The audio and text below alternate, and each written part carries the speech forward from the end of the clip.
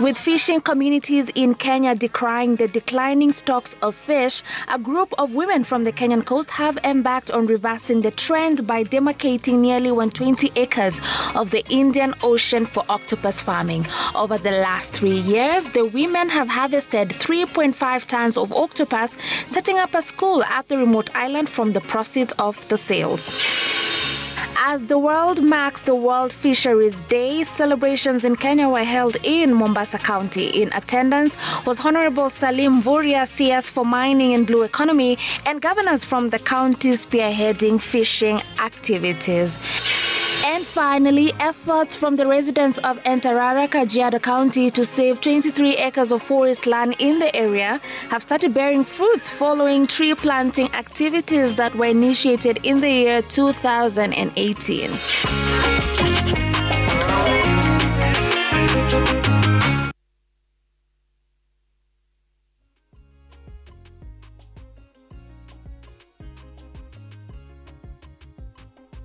Mchoko unayepweza binadamu utamweza. Tayari wao wanafanya kazi nzuri sana, lakini sasa moja kwa moja tuelekee katika AgriNation. Tunazungumzia mashine aina ya Paragon Chilling Rock. Ni mashine ambayo inatumika sana kusaidia katika ugemaji na kuongeza ladha, na vile vile najua siku moja umefuatilia kwa kahawa ikichora alama fulani ikiongezwa maziwa, basi ukichakachua ni taratibu. Angalia hii mashine.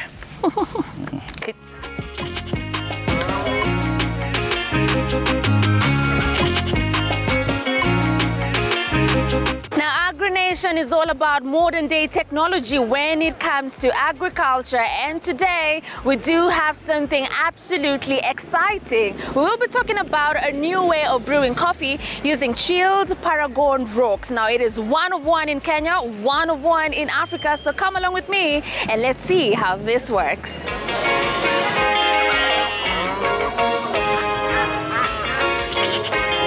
Now we want to learn so much about the new technology on chilled Paragon rocks. So these rocks are the first in Kenya. Today we are doing what we call profiling so that we can be in a position to understand how does it affect coffee in terms of taste balance and in terms of brewing on the rocks and coffee that is just directly brewed directly. So we want to just understand how it affects the viscosity, the compounds and the molecules in coffee in the end cup. Yeah.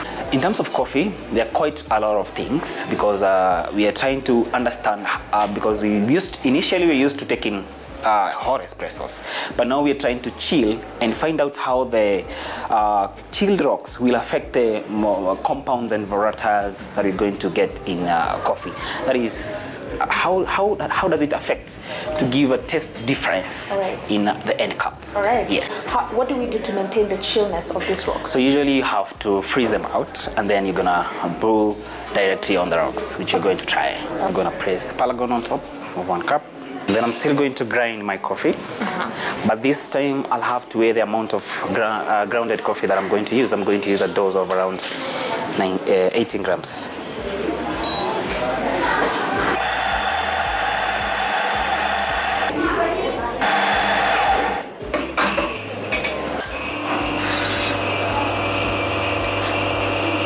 So here we'll get one without this new technology and then the other. All right. Yeah, sure. Okay.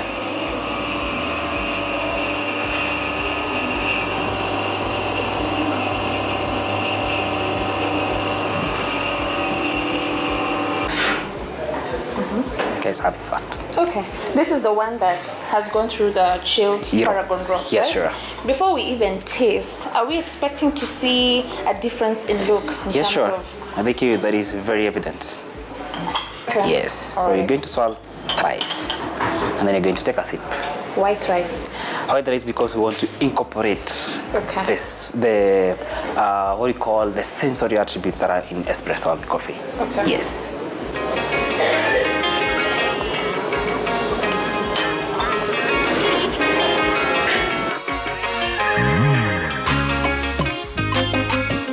There's a big difference. There's a difference? Yeah. Describe that difference. So this one, in terms of volatile, you can feel the coffee is a bit more developed and more, in terms of sensory attributes, is vibrant and relaxed. The one that didn't pass through the rocks is more or has a bright, very bright acidity. But this Yes. one, in terms of taste balance, is well balanced in terms of sweetness, the acidity, and the bitterness in this coffee. The one that hasn't. Has passed through the rocks. But this one, you feel there is more sharpness in acidity. Very vibrant.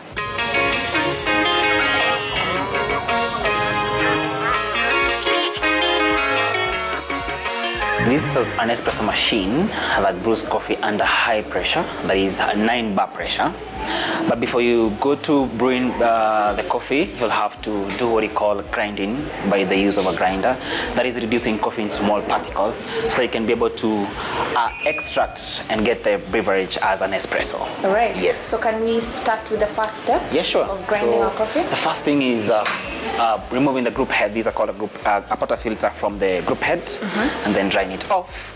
And then from the grinder, you're going to grind coffee, because a double, you grind on double.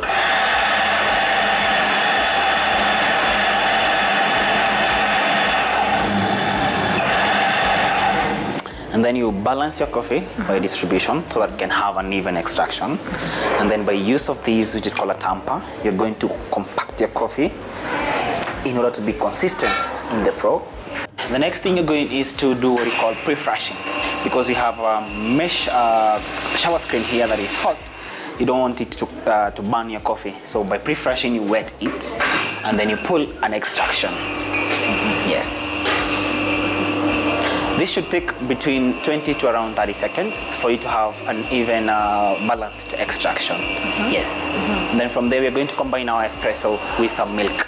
So you can see the procedure from the farm until here. Now we're going to see, apart from the espresso, a cup of espresso combined with milk.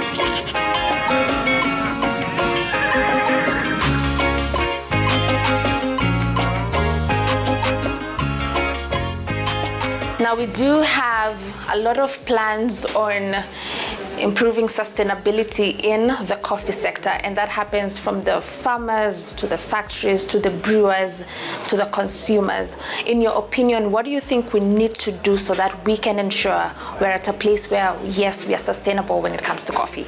We need to educate our farmers, because most of them will be growing coffee, but they don't know what happens after that. So we as an institution, we always plan for coffee farm tours in order to educate farmers. Simply just don't train baristas, we also train roasters who are in a position to train and get what we call engage with farmers, grow up with farmers, because they are the people who will be roasting the coffee that the farmers have planted. So we're able to educate them in order they can engage with the farmers, get creative, educate them in order once they're getting the coffee, whatever they bring into the baristas is specialty from the farm. So they understand all the way from the farm to the end cup. Now, speak to the young person back at home. Mtu ambaye akisikia maneno ya ukulima, the only thing that comes to mind ni jembe, shamba, unajua. Yet here you are, still in the agricultural space, but as a coffee brewer. Talk to them about the importance of this sector. I would highly advise.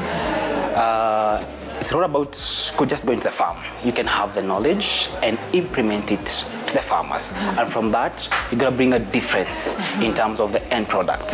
Yes. Here we are with our art in coffee. I've always been so curious to find out how the art is done. So thank you so very much, T, for teaching me and our viewers back at home on how to do it. And also for teaching us so much when it comes to the new technology, which is the chilled Paragon rocks. Thank you. So we can now enjoy our coffee, right?